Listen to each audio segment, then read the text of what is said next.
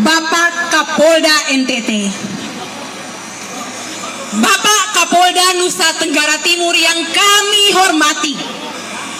Selamat datang di Kota Karang, Nusa yang dulu dikenal sebagai Nusa terindah toleransi, Nusa tempat ternyaman bagi semua anak bangsa yang datang dari Sabang sampai Merauke, dari Miangas sampai Pulau Rote.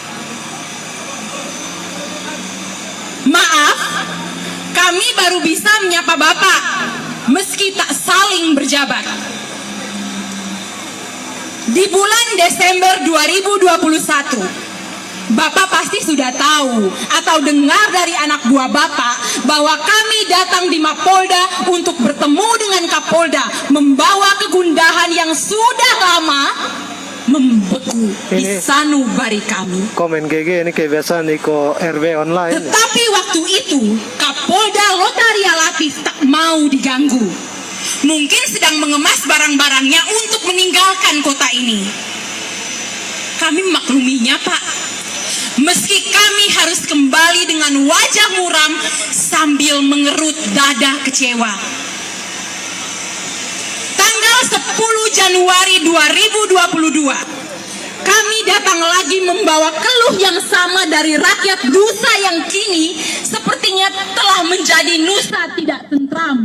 Nusa tanah terkutuk oleh karena nyawa manusia tak lagi ada harganya. Nusa di mana harga diri tak lagi berarti. Yang harkat dan martabat kemanusiaannya diinjak-injak serta hak-haknya dicabik-cabik di depan hukum yang semakin tumpul ke atas dan tajam ke bawah. Sayang, di saat itu, lagi-lagi kami harus kembali dengan air mata terurai karena Bapak tidak mau bertemu. Bapak Kapolda, sejak kepergian Lotaria Latif, Kapolda yang dulu menyiram cuka di atas luka kami sempat bernapas lega setelah mendengar kalau Bapak akan menggantikan posisinya.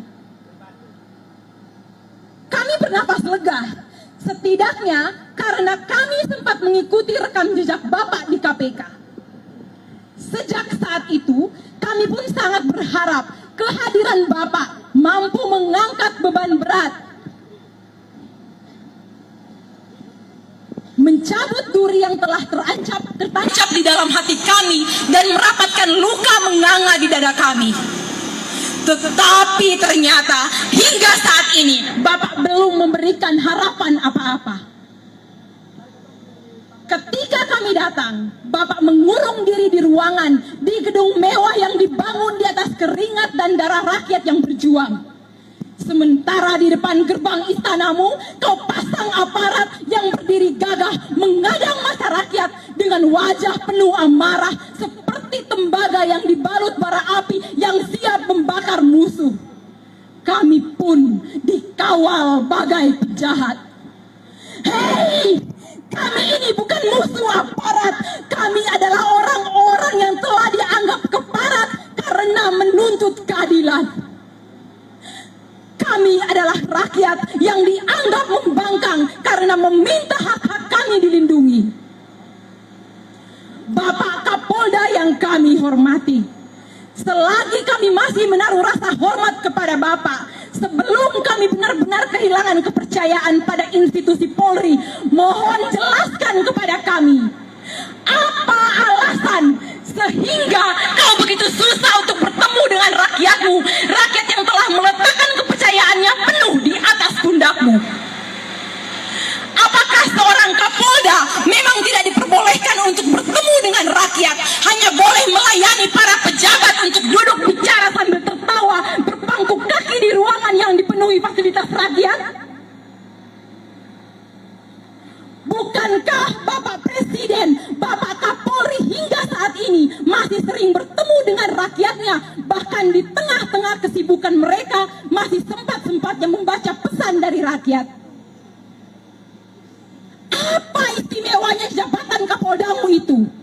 Apakah image seorang Kapolda itu lebih mahal dari seorang Presiden dan Kapolri di negeri ini? Tolong kau jelaskan.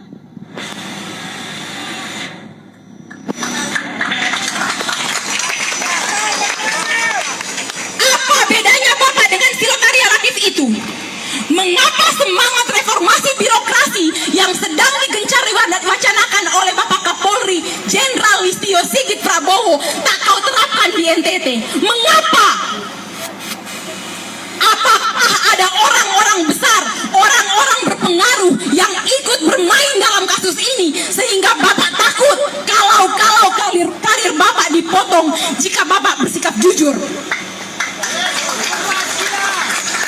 Bapak Kapolda yang kami hormati, jangan pernah merendahkan kewibawaan negara dan institusi Polri yang begitu besar dan terhormat ini dengan meletakkannya di bawah telapak kaki para penjahat-penjahat itu. Bila memang di dalam kasus kematian Astrid dan Lael ini ada orang-orang berpengaruh yang mengendalikan kewenangan Bapak, Bapak harus tahu di ruangan kerja Bapak yang megah itu, pada dinding-dinding dan sudut-sudutnya ada gemuruh suara tangisan rakyat yang mencari keadilan. Yang pada pintu dan jendelanya ada bayangan tetesan keringat, air mata, dan darah orang-orang yang tertimpa bencana kemanusiaan, yang nyawanya dihabisi dengan cara keji, yang saban hari keluarganya datang berdiri keluh di depan istana Bapak menagih keadilan. Dan kau harus ingat baik-baik Bapak Kapolda, sewaktu air mata dan darah itu akan berubah, sewaktu air mata dan darah itu akan berubah menjadi gelombang bencana bagi siapa saja yang melindungi para pejabat yang melindungi para penjahat yang telah mencabut nyawa saudara dan anak kami Astrid dan Lael.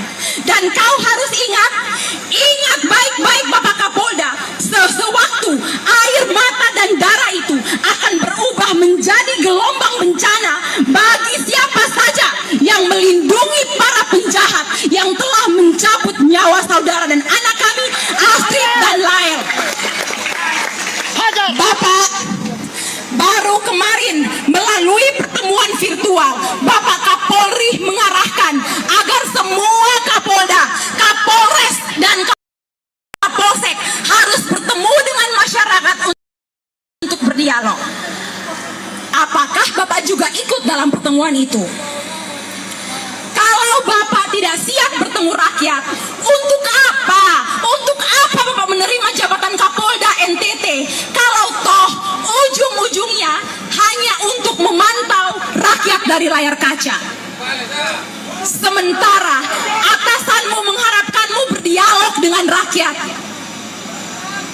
Bapak Kapolda yang kami hormati, sudah 4 kali kami datang mengetuk pintu istanamu.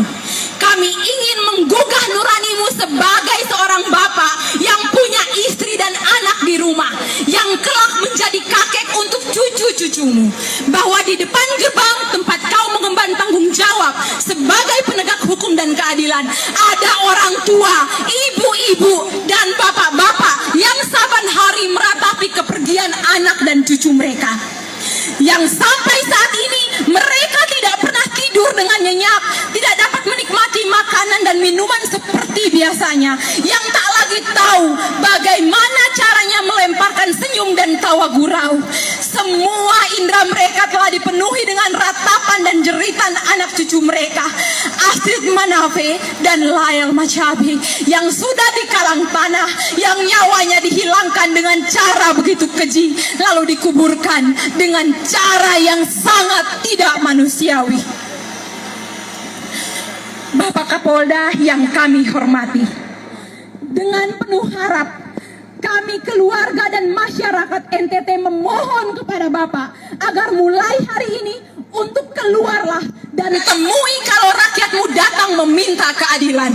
Khusus untuk kasus yang menimpa Astrid dan Lael, kami akan mengangkat namamu sebagai pahlawan kebanggaan kami manakala hukum dan keadilan kau tegakkan.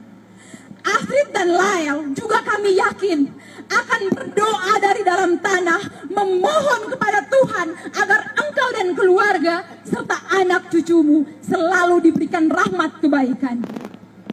Jika tidak, maka kami dan seluruh rakyat Nusa Tenggara Timur akan mengutuk keras semua orang yang terlibat dalam kasus ini. Kami akan datang dan meminta kepada leluhur kami di tanah yang penuh keramat ini agar dengan caranya sendiri membalas semua kejahatan yang dengan sengaja dilakukan oleh orang-orang yang terlibat dalam kasus ini sesuai dengan perannya masing-masing. Sebelum saya menutup orasi ini, saya meminta semua kita yang ada di tempat ini atau yang ada di sekitar lingkungan ini dan yang ada di rumah yang sedang menyaksikan acara hari ini untuk bersama kita hening sejenak, menundukkan kepala. Astrid dan Lael, dengarkan ini baik-baik. Kami tahu bahwa ragamu telah membusuk dan menyatu dengan tanah yang kami injak ini. Tetapi sebagai orang timur yang beradab dan berbudaya, kami yakin dan percaya bahwa kalian tidak tidur.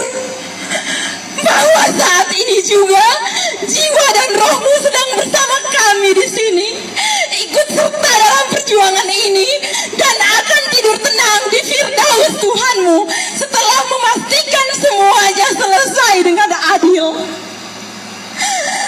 Astrid dan Lael, dengarkan ini sekali lagi. Kami juga yakin sejak nyawamu direnggut paksa, gemuruh teriakan, jeritan dan tangisanmu menggema ke seluruh dunia. Karena itu, saat ini kami meminta apabila dunia tak lagi adil, dunia tak lagi mampu menegakkan keadilan, perjuangan ini tak lagi dihargai oleh mereka yang dipercayakan konstitusi untuk mengemban tanggung jawab dalam menegakkan hukum dan keadilan. Kami meminta kalian harus berjuang dengan cara kalian sendiri. Rapatkanlah mulutmu ke telinga semua orang yang kamu tahu ada di dalam kasus ini. Di telinga suami, istri, anak dan cucu-cucu mereka. Menangislah dan menjeritlah di telinga mereka. Dan diamlah sampai benar-benar mulut mereka berkata jujur dan keadilan benar-benar ditegakkan. Bahagia di surga Astrid dan Lael. Doakanlah semua orang yang sedang berjuang untuk keadilan di bumi Flobamora yang tercinta ini. Amin.